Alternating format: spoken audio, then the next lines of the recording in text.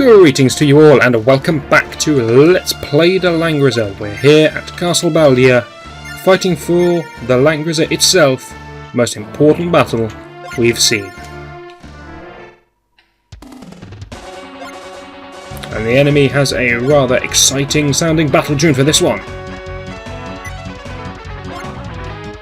That's a good plan for that rather odd shaped man who seems to be wearing scuba gear. Off he goes. That's a terrible plan, Leon. You don't want to send your flyers up against horsemen. Okay, maybe griffins. They're not that bad. We don't even have any archers.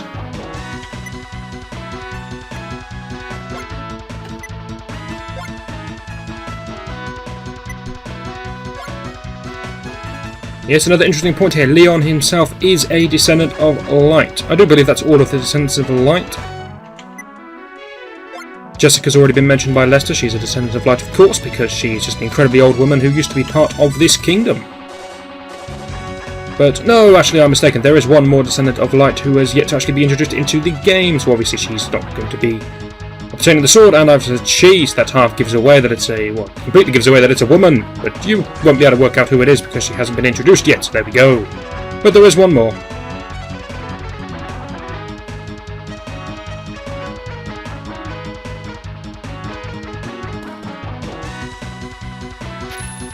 The only person you might have thought that would be a descendant of light who isn't is Scott. He seemed quite important, but he's not a prince or anything, he's just the son of a lord, which is not a royal line.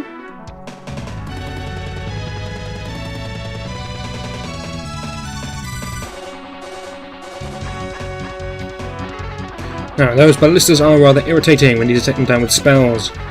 Perhaps it would have been better to get a Valkyrie to help with the ballistas, but I think the Freya overall will help with the other units, specifically the phalanx, which are very difficult to kill. Now, to kill the phalanx, I have brought in some... I've forgotten their names, this is terrible. Berserkers, I think that's right.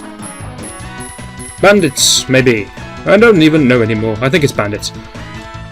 Those guys at the bottom right, there we go, who are now being shot at. And the name's going to come up, it's Bandit. Yes, I was right. Good. They have very low defense, very high attack, which means they can kill the phalanx, but they'll take a lot of casualties themselves. That's where Heal 2 comes in. Well, Force Heal 2 anyway. Now remember, Force Heal 2 heals a controlled group. The bandits are going to do a lot of damage and take a lot of pain. I'll be able to heal them back up, thanks to the Freya that's on the field. Everything else can then have a fight and be healed up by Liana. Should be good. Our force should be nigh on unstoppable, with all the massive healing we can put out. But we'll see how we go with that.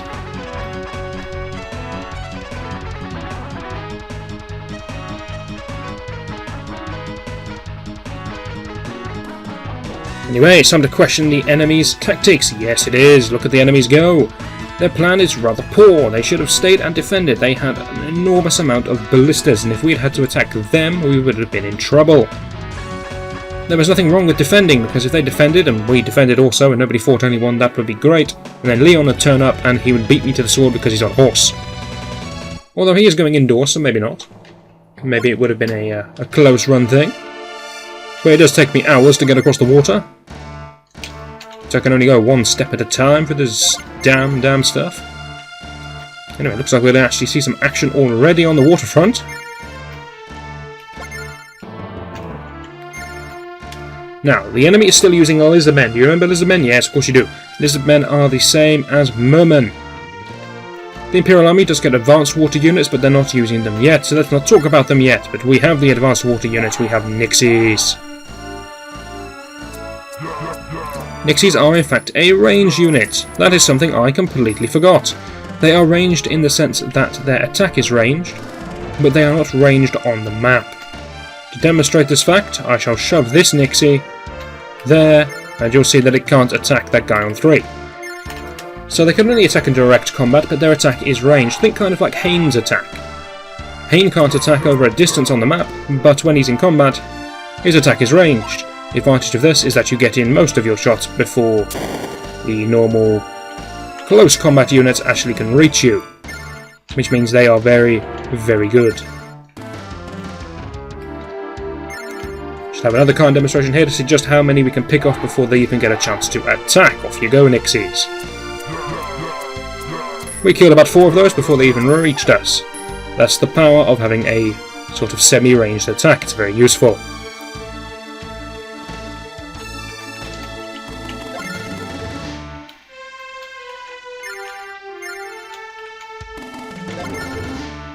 Now then, hopefully that has cleared another path for Erwin to cross into the sea, and by cross I mean take a 1 step into the water.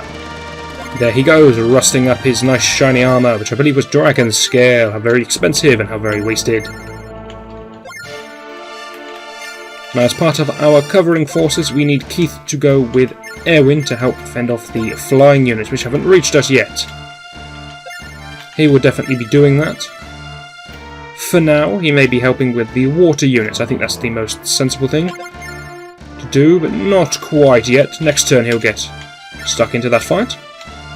For now, we'll just shove him up on that, for no apparent reason, mountain of wall that's just stuck out in the middle of the water. Very nice.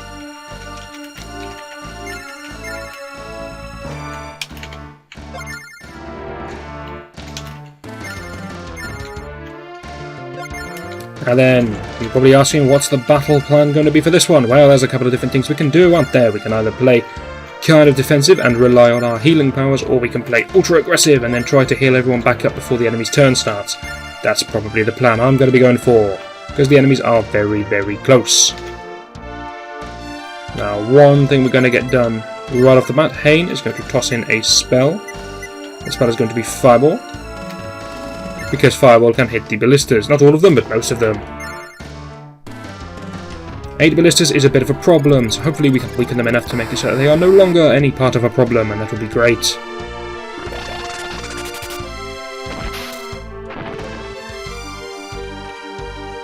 Let's have a look at these chaps, these phalanx here. They have 30 defense, and we have... wow, we have 37 attack. I did not realise Cherie's bonuses were quite that good. Do I risk sending Cherie in? Yes, go Cherie. We have a healer ready, in case you get into any serious trouble, which it shouldn't. She should be absolutely fine. There we go. Cherie can kill just about anything. She has an attack of 40, and her attack gets off almost first. A few commanders have attack animations which are faster than hers, that's true. But not normal units. Maybe ballistas will get a few shots in, but whatever. And that's Cherie's main problem, is that she is very vulnerable to the ballistas, and if they all group up on her, she'll probably die. And I'm not sure how I'm going to stop that happening. What a great plan this was.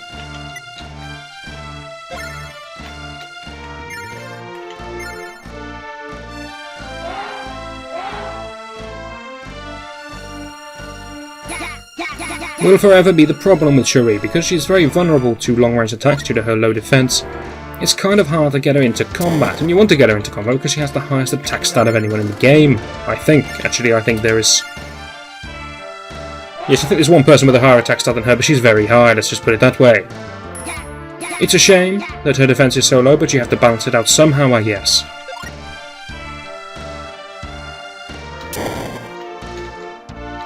That's the wrong tile, there we go. So we've really taken down this commander. Even if we do lose Cherie, I suppose we've done a commander for a commander trade. That's not the worst thing in the world. Hopefully the ballistas will be tempted to go for some of the bandits and leech off some of the experience before going for Cherie, and that will buy us time to save her. That's my plan, at least. You're no use to anyone.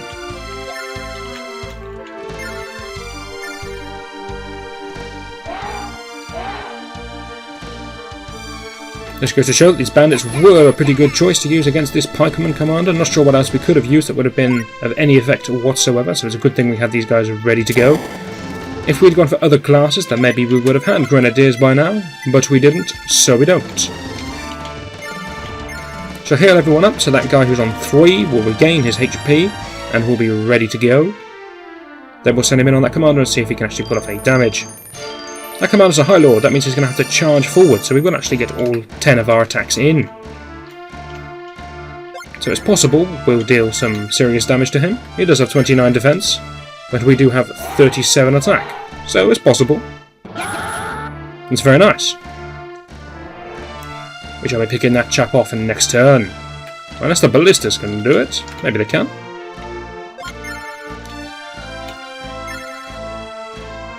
Go on then, they're welcome to try.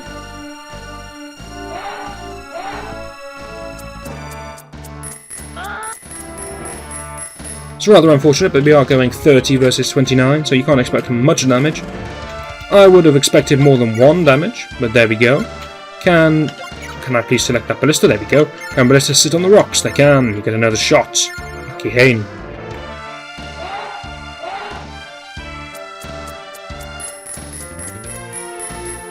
That's rather appalling. Oh well. Looks like Aaron's going to have to charge forward and make something happen then. Go on, Aaron. Show him what you can do. Aaron's stats seem to have progressed from what was about 27-27 to 32-32. He's looking more impressive now. Still got a terrible attack animation, but what can you do? He's a High Lord, that's what they get. We need to get these phalanx into combat, although they are incredibly slow, they can only just make it. We could kill the sorceress woman, hence saving Cherie, but there's experience, and I don't want to let experience go. Besides which, Cherie will get attacked by the other ballista force anyway. So we shall drag it out as much as we can, but you can see this fight is not actually particularly difficult. Our forces outrank theirs, it would seem. We have better classes of units. Their commanders are surprisingly strong, but that's all they've got. They've got very weak units, so they're not really a threat now, are they? That's one ballista group down. It's always going to help, but that's pretty much all the help we can give.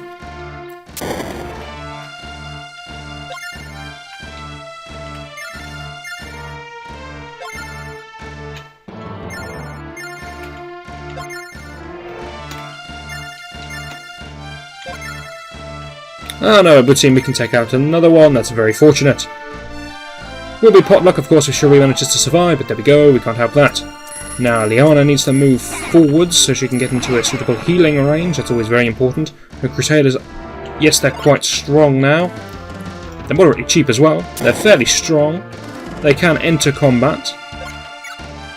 But their still main duties are that of a bodyguard. That's because Liana's stat bonuses are almost all defensive.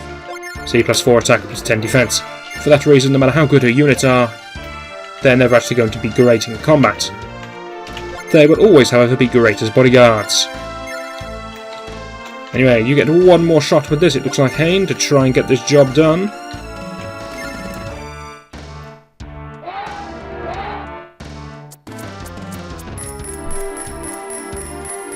And you failed miserably for the second time running.